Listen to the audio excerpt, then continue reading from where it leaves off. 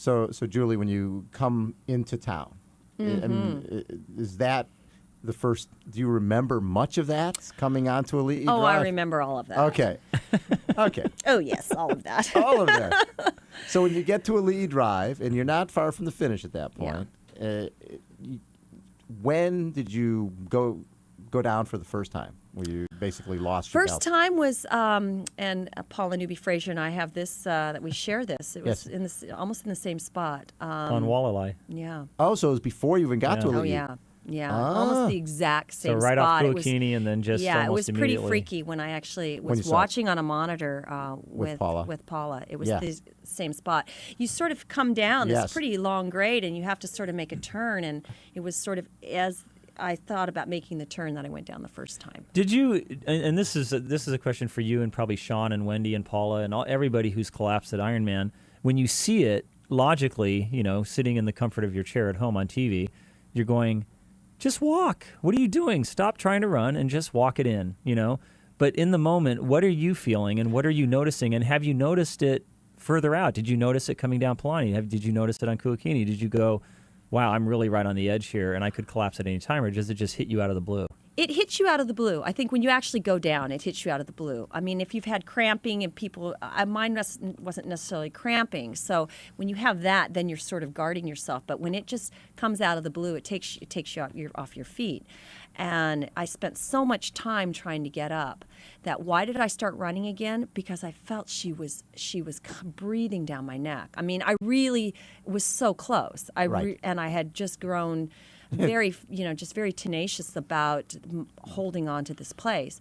And that messed with me. Had I been more logical and not so emotional, I would have said, somebody, how far back is she? And I think I was trying to get some information at one point. There's a clip of me saying, hey guys, how far back is she? And I would have realized then that I could start walking. I mean, I know that now. We all know that. We all have experience sitting on our couches at home. But at that point, I really wanted it. And I thought, I will not forgive myself if I'm not doing everything I can. And I think you get caught up in I can't speak for the other women because they're much more experienced racers than I was at the time. But how old were you at the time, by the way? 23. Okay. And Kathleen? 22. So it was just really, it was all emotion, and the emotion says run. It's the kind of the thinking course, it's a race. Run. Or it's your survival. I mean, you really are in flight or fight, and I was fighting, and it was not logical. When did you go down the second time? Probably about 10, 20 yards later. So before Lee, still. Oh, yeah. I mean, I went down about 4 times. Yeah. And then now people are trying to pick me up, and I'm thinking I'm going to get disqualified.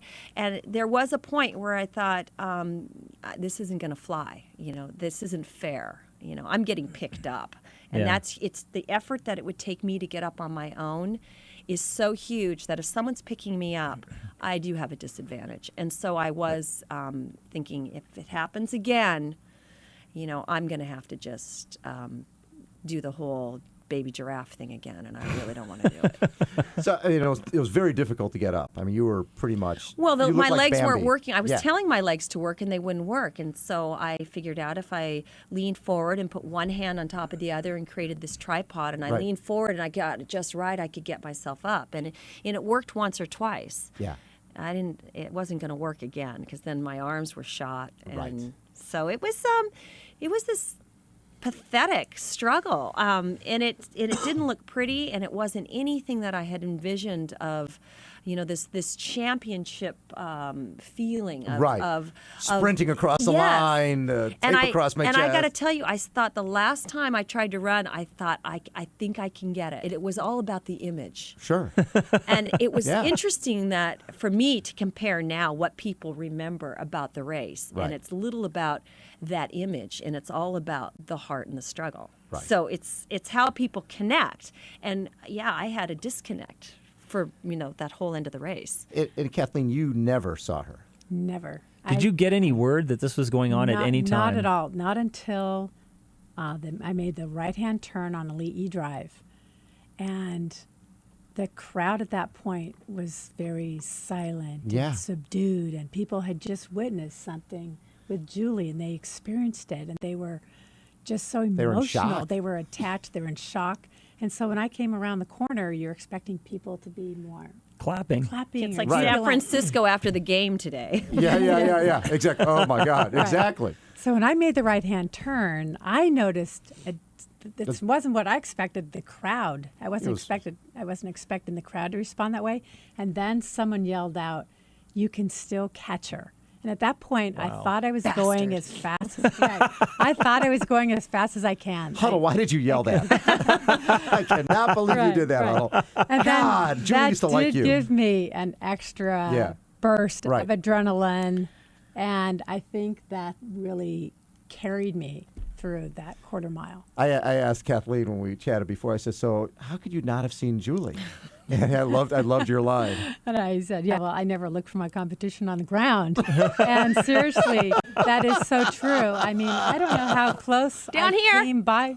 How close was I? I mean, You stepped on me. Oh, I'm sorry. But I did not see you. I thought I came. Honestly, I saw your ankle. I thought. Do you remember seeing her ankle? Yeah. Nice. Do you remember could've the? tried to grab it? I Was saw there her ankle. a crowd of people around her? Did you? It Yes. seemed like you had trouble getting. There were I mean, a it crowd was of people weird. It around. was- There must. I didn't Yes. see her, but I was kind of making my way through, and it was dark, and the camera crews had their lights in the trees. Right. And so I'm making my way through, and suddenly there were bright lights, and it's as if you're on stage. Yeah. When you're on stage and there are bright lights, you can't see the audience. Right. So I'm in a position where I'm racing, but I can't see the finish line. And then all of a sudden, it must have been at the point where I passed Julie, because that's right when the ABC truck, for the first time all day, It's the first time you saw them. first time I ever saw a truck, was this far from me. And My truck. You saw Julie's my truck. Julie's truck Julie's became my ABC truck. truck. And how I quickly. couldn't go anywhere because the truck was blocking my way. Right. And so I just stopped and I said, "Where's the finish line?" Then the ABC truck moved forward, and the race directors picked up the tape that the truck had just run over and put a medal around my neck and said I won. And I was so excited, and then I was so confused. Yeah, you were jumping up and But I down, was jumping up and down, screaming. screaming. But I was like, what just happened here? Like, really, what? So Yeah. it wasn't until several minutes later that I found out what happened. Now, were you Julie. there when Julie crawled across? I was there, but there's so many people. You didn't even I see her. did not see Julie cross the finish line. And so, Julie, I mean, obviously, this race, the year in 1980, Dave Scott won on ABC, and the event jumped to 300 or some folks in 81, but the event was growing, but not to an incredible level. But when people watched you crawl across the line and collapse on the line, I think it changed the perception of this event from, someone like a Dave Scott who looked like he's out for a jog, or a John Howard who was a 3-4-time Pan American Games gold medalist. They were freaks. These guys were pituitary freaks. They could do all sorts of amazing things, and you were this redheaded next door neighbor who, with a trucker hat, who was doing all she could to get across this finish line. And I think people were wondering at home, what's about this finish line that would force somebody to crawl to get there? Well, I think everybody has something that has moved them beyond what they would have ever had a concept of wanting to do or being able to do. I mean, everyone has an experience like that. And I think somehow what I did translated to people. It was about connection. I mean, people saw something in me. I was having a major moment in my life. I mean, about It was on national television. it was on match. Not a movement. I said a moment. You had both. You had both. We saw the movement. Note to self: don't wear light blue shorts. No, don't wear light blue shorts. No. But I was having one of those pivotal times in my life where I was trying to make something happen Right. that was beyond anything I could have imagined. Yeah. And oblivious to everything else going on. Well, somehow people are watching me do something that it's touching them. So I don't have an explanation for it, but I think we know when we see it. I Right. think that's what's the beauty about sports. We get in and we get zeroed in on people in a very personal way, and we connect with them, and it moves us. Right. It can be it can be ballet, it can be music, but things just touch us, and that human side of us, that's the best part of us, is when we're making that connection with one another. So I'm so thrilled that obviously I'm learning something about Kathleen every time we get a chance to talk. You were so well prepared. I mean, you were the professional athlete that we have out there today, and you looked gorgeous. I mean, you looked like you were having one of those amazing runs. You should have won the race, and you did. But I think that race is more than just the way that the champions look. It's also about the back of the field and what they go through to get to the line. Exactly. So I think the two of us embodied everything that the sport has to offer, the excellence of athleticism and the heart. And we're a magic combination, and that is what has made that race, I think, jump out above some of the other amazing performances. Exactly. What was your impression when you first saw the coverage of the race? Because obviously you probably had more of an inkling of what it was going to be like. The 23-year-old. And then also I want Kathleen to tell me, what did you think? Yes. What was your impression of the coverage of the race when you finally saw it? Because this isn't like, you don't get to see it like the next day. Right. You don't go to the awards and watch this video. Right. It was. I cried, and I'm 23, so this 23-year-old's looking at this like, oh no. No, they showed it. Couldn't they have? Move the camera so away. there was that part. But then there was another part, like, they're just everything, every moment. And so you get past the embarrassing part. Right. And then you're looking at it, and you're reliving the struggle. And it moved me to tears. And I just thought, it's way too personal for everyone to be seeing that. It's way too personal. I'm too exposed. I'm too vulnerable, and especially at 23. And it was almost like when Kathleen and the end of the race, it was just I wanted out. I wanted out of my own body, and I wanted out of the room where the television was showing. And I chose to go to the bar that sponsored me. They gave me some money for my ticket. Dooley McCluskey's in Carlsbad. Nice. And it was everyone was gathered, and I got a call from a friend in Colorado who had seen it an hour earlier, and she said, "Oh, just wait. Start drinking. Really, order a shot." A lot of them for everybody in the room. Yeah, and so I was in with a room with people, and I just thought, "Oh man, this is making me really uncomfortable."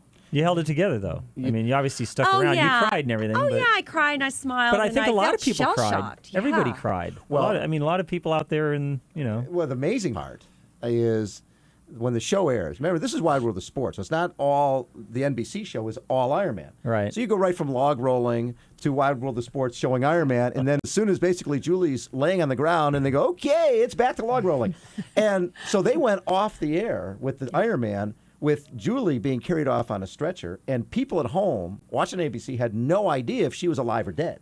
Their phone lines lit up in New York, and didn't they have to fly the two of you guys to New York the next week to prove that she's still that you were alive? Right, Yeah. right. And people could do this thing, and oh my God, this was this agony of That defeat was moment. heady stuff. Calling first class tickets Yes. to New York, Very staying at the exciting. Plaza. Yes. Wow. Oh yeah. And who That were was you on really with? Amazing. We were on with Jim McKay. Jim McKay. It was Wow. such an honor. It was Oh, my such God. an honor. So It what was did you absolutely- think when you saw the coverage? Oh my God! When I saw the coverage, that was really the first I had ever even really known what had happened to Julie, because no one could explain it, Right. no one could describe it. And when I saw it with my own eyes, honestly, I was crying. I was in tears. I was rooting for him. I mean, how could you not Don't say, let that blind girl "Come pass on, her." Julie, come on, you can do this." So I was emotionally wrapped up in it so much, and just admired her so much to just push herself that hard. And so it was Wow, so I didn't even think about that. After the race, you guys didn't talk a whole lot, or